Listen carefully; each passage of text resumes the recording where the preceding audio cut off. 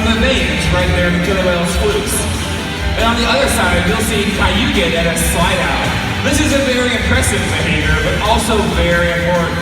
We have a big scale in our back pool that all of our whales are trained to slide up on to get their weights every week.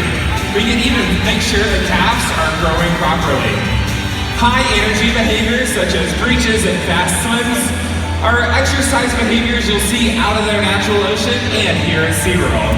Tuar is going to demonstrate one of those high energy behaviors as he swims to the side of the pool and jumps up to get some momentum. He's then going to swim all the way down to the 40-foot pool and demonstrate a beautiful back dive behavior. Next, Cayuga is going to demonstrate just how strong and powerful he is.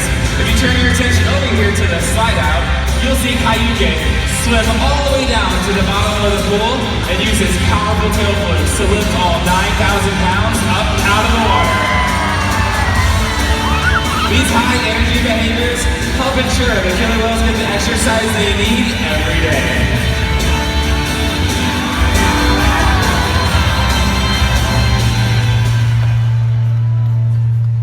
Wow, Joel, those behaviors are very impressive, but when you add that exercise, I'm sure our guests are probably wondering, how much does a killer whale need to eat every day in order to stay healthy?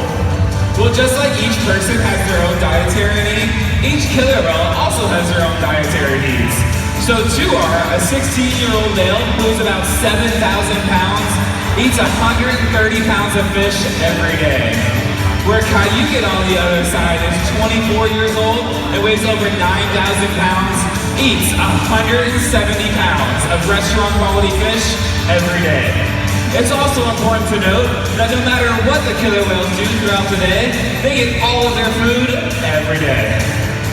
Because we've been able to determine what killer whales eat at different stages of their development, scientists in the field can use that information to determine if ocean habitats are healthy enough for killer whale populations to thrive. And that type of information is invaluable. You know, food, exercise, and care from our veterinary staff isn't the only thing our killer whales need. Their health and well-being is so important to us. We want to make sure their minds are challenged and stimulated as well. Some of the ways we can do that is through mental enrichment, is with fun, playing with them, learning, and interactions. Some of the ways we like to have fun is with fun playtime sessions that you're seeing right here around the pool. Now you might see all the trainers on the right hand on the theater with Cayuga. They're going to do a splash time play, where they're going to use a hose and splash buckets to play with Cayuga and give him a great big back run. On the other side of the theater, you'll see Luke and Tuar playing with a strap toy. They'd love to take those toys in their mouth and pull them all around the pool.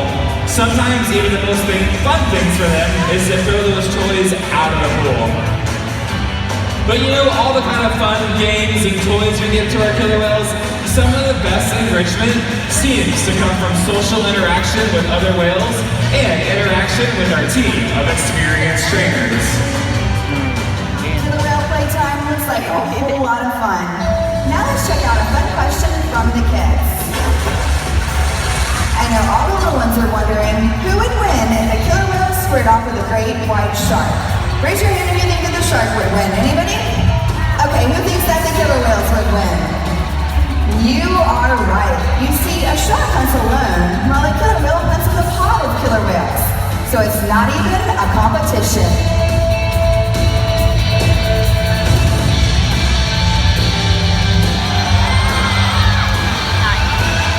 Killer whales have even been known to hunt blue whales.